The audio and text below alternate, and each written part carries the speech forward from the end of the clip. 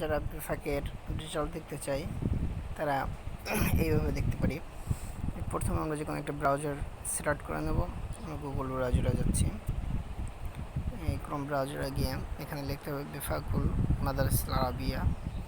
এটা লেখার পরে এভাবে একটা ইন্টারফেস চলে আসবে।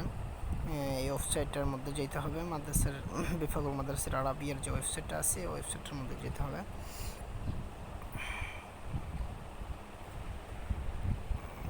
এটা একটু প্রবলেম করতেছে। এরপরে দেখেন এখান থেকে এভাবে একটা ইন্টারফেস চলে আসবে।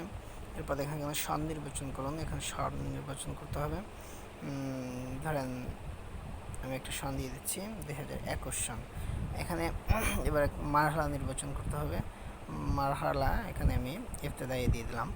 এরপরে রোল নং ইংরেজিতে লিখুন, অর্থাৎ অবশ্যই এখানে ইংরেজিতে রোল নং লিখতে হবে। এখানে আমি একটা আনুমানিক একটা রোল নাম্বার দিয়ে দিলাম। আপনারা আপনাদের নিজেদের যে রোল নাম্বারটা সেটাই দেবেন। এরপর সাবমিট করতে হবে। সাবমিট করার পরে সার্ভারের নেট একটু সমস্যা করতেছে। এরপর দেখেন এভাবে করে এখানে এভাবে নাম্বারটা চলে আসবে, যার দেওয়া হয়েছে এভাবে চলে আসছে। যাক, এটা দেখার বিষয় না, প্রত্যেকে এভাবে করে চেষ্টা করতে পারেন। চেষ্টা করলে এভাবে চলে আসবে ইনশাল্লাহ।